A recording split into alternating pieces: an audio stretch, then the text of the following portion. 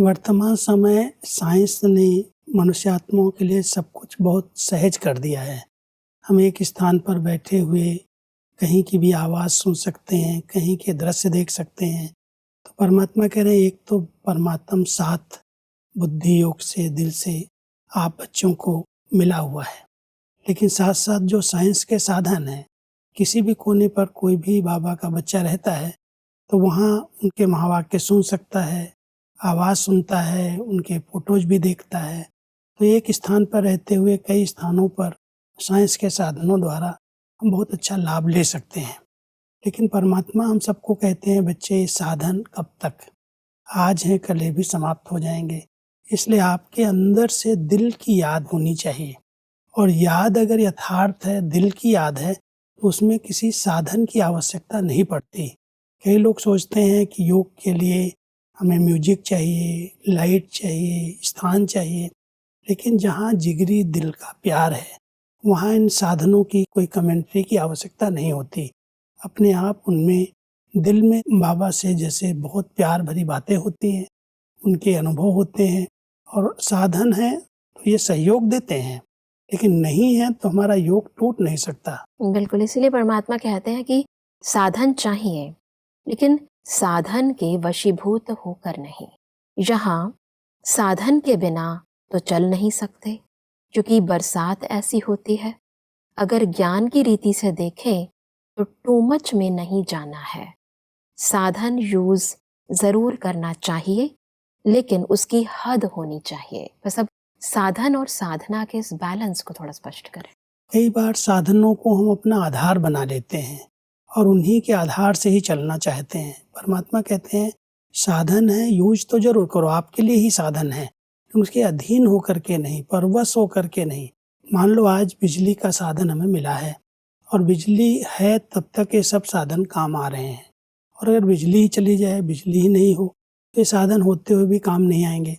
इसलिए हमारी आंतरिक साधना इन साधनों के आधार पर न हो, हैं तो हम प्रयोग कर रहे हैं, बाकी हम अधीन होकर के नहीं कर रहे हैं। तो परमात्मा हम सबको निराधार बनाना चाहते हैं, कोई भी आधार न रहे। हम बुद्धि योग से परमात्मा को याद करते हैं, उनके महावाक्य सुनते हैं, उनसे बात करते हैं। तो परमात्मा हम सबको कह रहे हैं कि ये साधन आपकी साधना में रुकावट न डालें। जी। साधना के लिए अगर कोई आधार लेते हो हैं तो यूज करो, और नहीं तो आप निराधार होकर के अपने आत्मिक स्वरूप में स्थित होकर के परमात्मा को याद करो, उनसे शक्ति लो। तो साधना में साधन विघ्न रूप न बने। बिल्कुल। बस अब अगला प्रश्न है 7 मार्च 2016 के महावाक्यों से। बस महावाक्यों में परमात्मा कहते हैं कि हर एक बच्चा अपने इस दिव्य जन्म, अलौकिक जन्म की महिमा भूल नहीं सकता, क्योंकि यह छोटा सा जन्म है, लेकिन विशेषता यह है जो इस छोटे से जन्म में सारे जन्म की बातें जानते हो और इस एक जन्म में अपना भविष्य भी जानते हो। इसलिए संगम युग को डायमंड युग कहा जाता है। संगम युग को डायमंड युग कहा जाता है, इसको थोड़ा और स्पष्टता से समझाएं। परमात्मा जब हम बच्चों को नया दिव्य जन्म देते हैं, तो ये युग संगम युग कहलाता है। कलयुग का अंत और सतयुगी सृष्टि की आदि के मध्य के समय को संगम कहते हैं। जी। और इस संगम समय पर परमात्मा के द्वारा पूरे कल्प का ज्ञान मिलता है। सृष्टि के आदि मध्य अंत का, तीनों लोकों का, तीनों कालों का स्पष्ट ज्ञान मिल जाता है।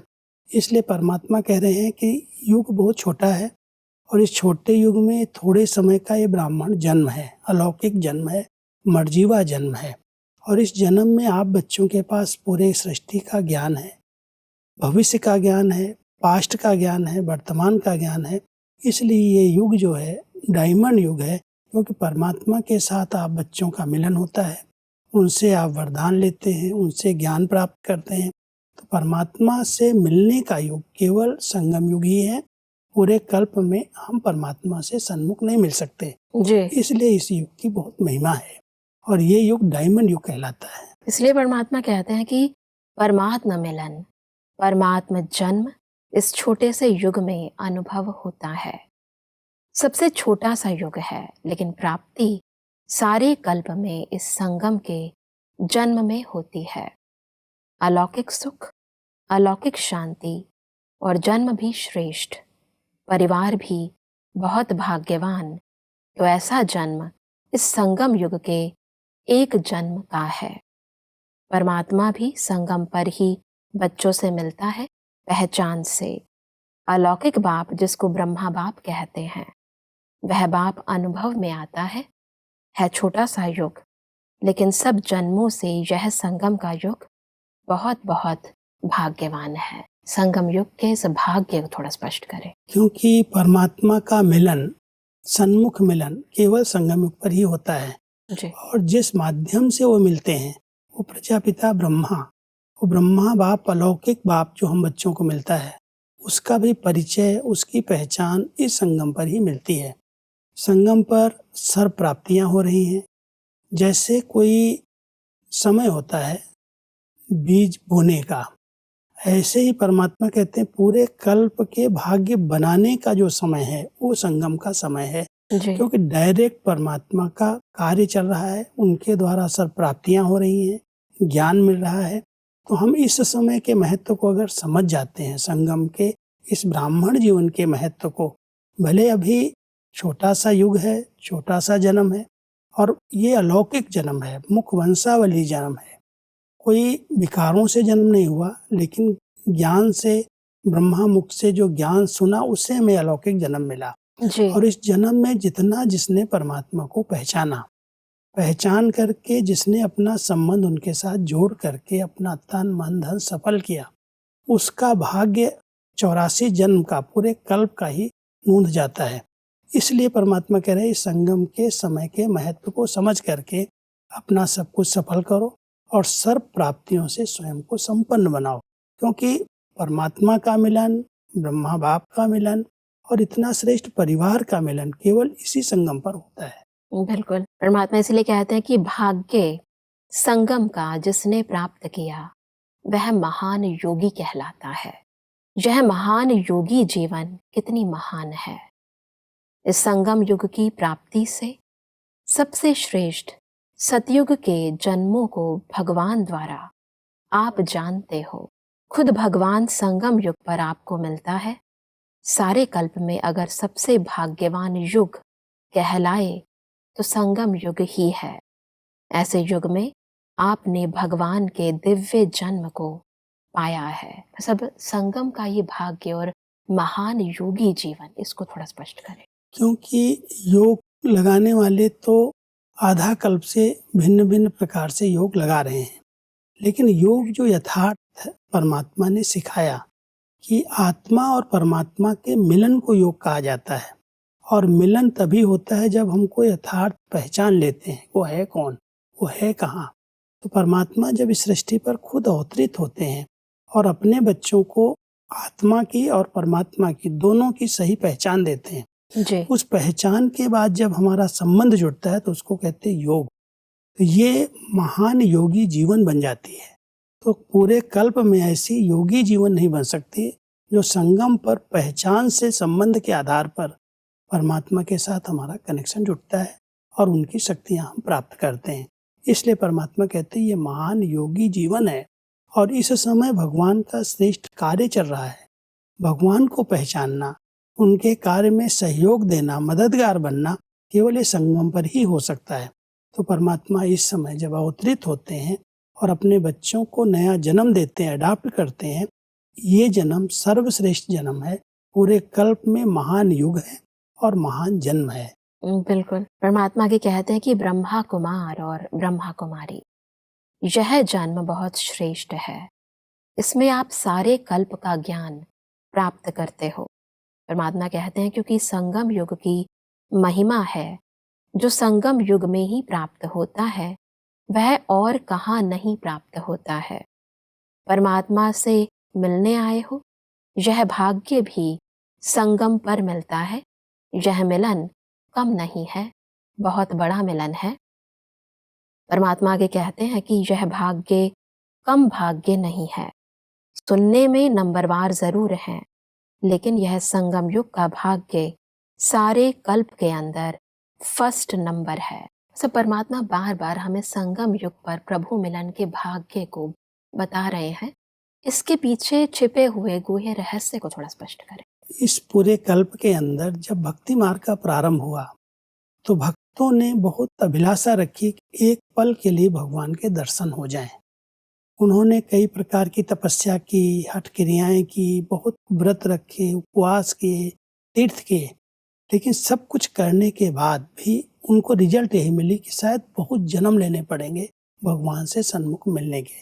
लेकिन जब संगम युग आता है तो परमात्मा स्वयं इस सृष्टि पर अवतरित होकर के अपने बच्चों को अनुभव कराते हैं कि बच्चे, मैं तुम्हारा पिता हूँ, मैं अभी सन्मुख तुम्हारे आ चुका हूँ।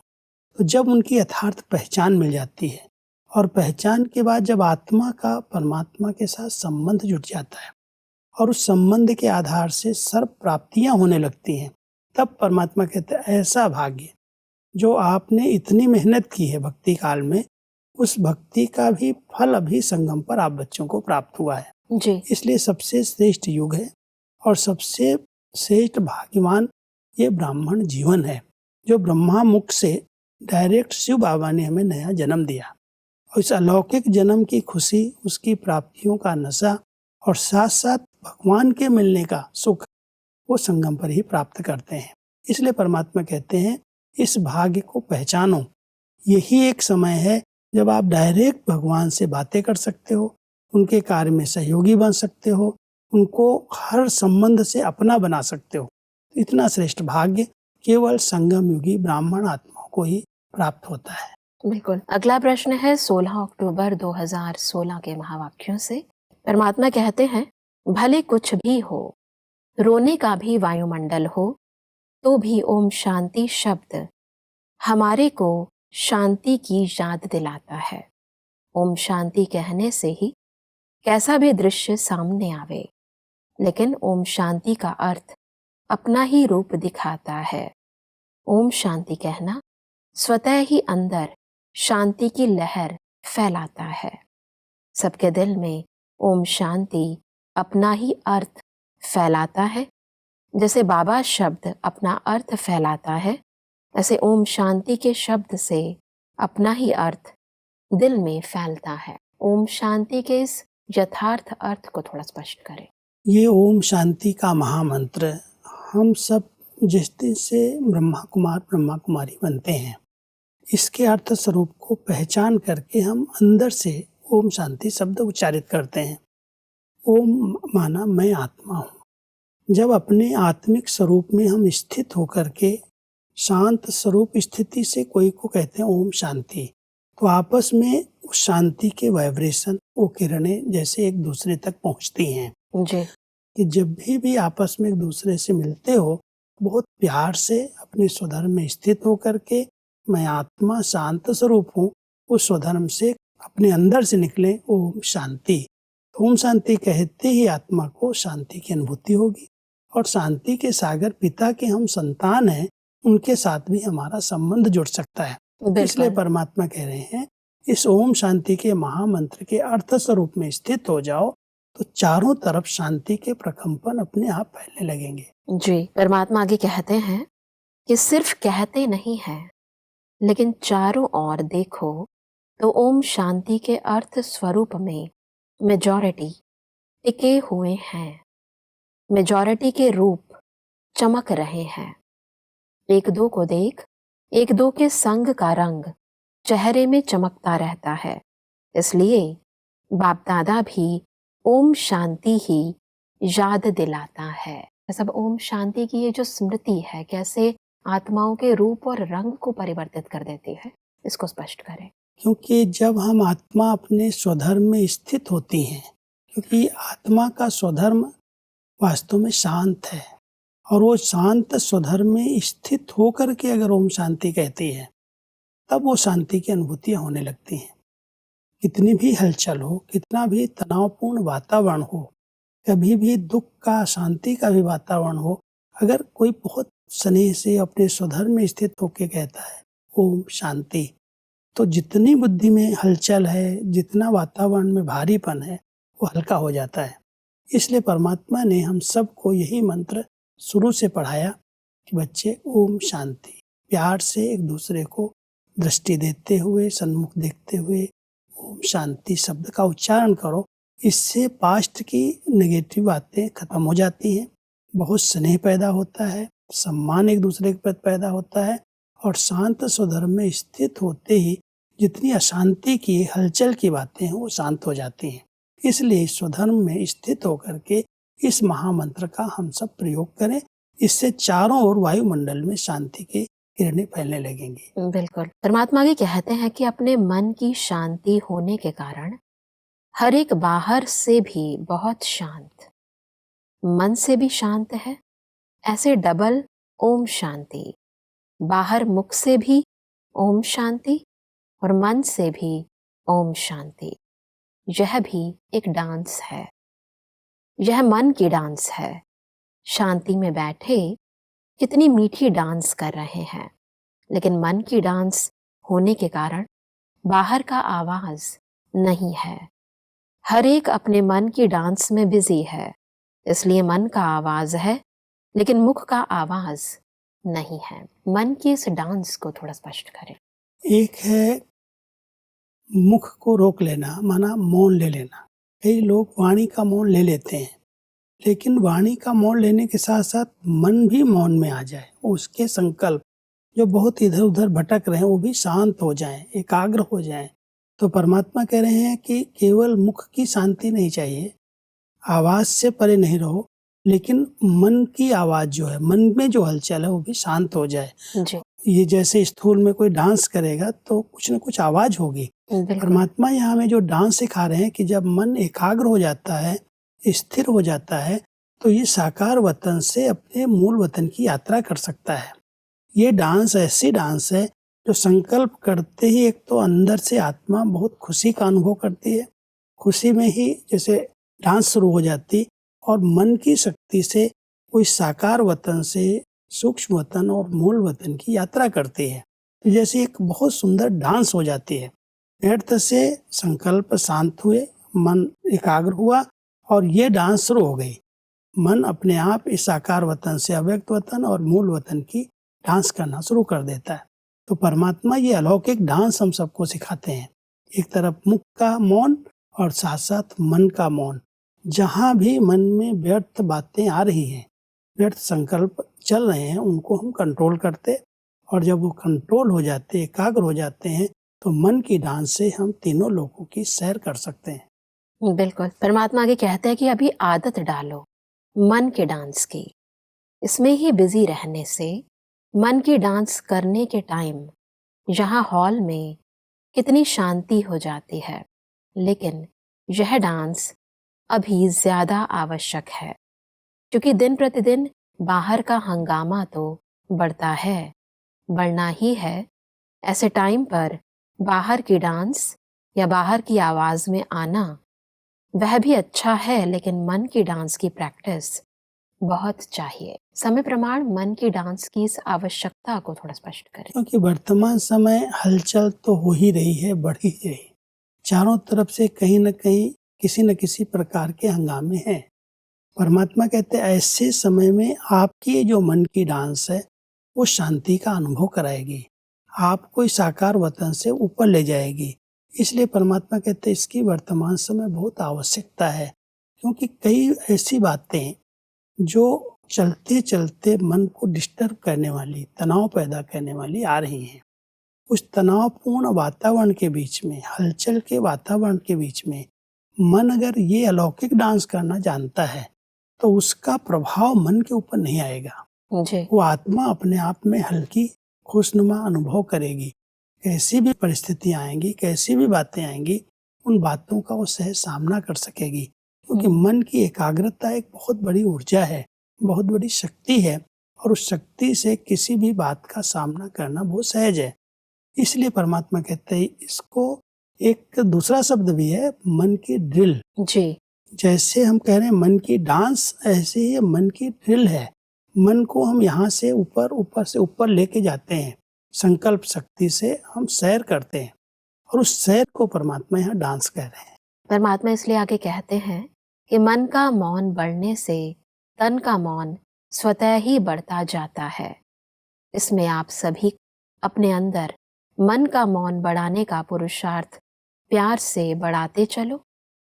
जितना इस तरफ कोशिश करेंगे, रुचि बढ़ेगी, तो स्वतः ही मन के मौन होने से, आवाज से दूर होते जाएंगे और अंदर शांति की किरणें बढ़ती जाएंगी। मन का मौन और तन का मौन, इन दोनों के संबंध को थोड़ा स्पष्ट करें। क्योंकि जब हम ये अभ्यास कर लेते हैं, एक अच्छा अनुभव हो जाता है। आत्मा सब व्यर्थ बातों से मुक्त होकर के जब अपने स्वधर्म में स्थित हो जाती है, शांत स्वधर्म में, तो आवाज में आने की इच्छा भी पैदा नहीं होती। कोई आवाज दिलाने वाली बातें भी अच्छी नहीं लगती। आत्मा अपने आप शांत स्वरूप स्थिति का अनुभव करती है। तो परमात्मा हम सबको कह रहे हैं, जितना आप मन के मौन को बढ़ाते जाएंगे, उतना वाणी से जो आवाज हो रही है वो भी शांत हो जाएगी, वो हलचल भी बंद हो जाएगी, और साथ साथ मन की शक्तियां वायुमंडल को भी शांति का अनुभव कराएंगे। जितना हम अपने शांत स्वरूप स्थिति में स्थित होते जाएंगे, उतना वो शांति के वाइब्रेशंस चारों तरफ शांति का कार्य करेंगे, चारों तरफ शांति की किरणें फैलेंगी। जी। और अनेक अशांत आत्माएं जो पूरे विश्व के अंदर दुखी हैं, पुकार रही हैं, किसी न किसी प्रकार से अशांत हैं, उनको उन किरणों के द्वारा सहयोग मिलेगा। जी। इसलिए जितना हम मन के संकल्पों को शांत करते हैं, एकाग्र करते हैं, वाणी शांत हो जाती है, तन की हलचल भी शांत हो जाती है, तो ये शक्ति, संकल्प शक्ति जिसको हम कहते हैं, शांति की शक्ति, वो चारों तरफ परिवर्तन का एक बहुत बड़ा कार्य करती है। अशांत आत्माएं, दुखी आत्माएं उससे मुक्त हो जाती हैं। बिल्कुल भाई साहब, आज हमने संगम युग के महत्व व मन का मौन रखने के महत्व को बहुत ही यथार्थ रीति समझा। स्पष्टीकरण के लिए आपका बहुत बहुत धन्यवाद। ओम शांति।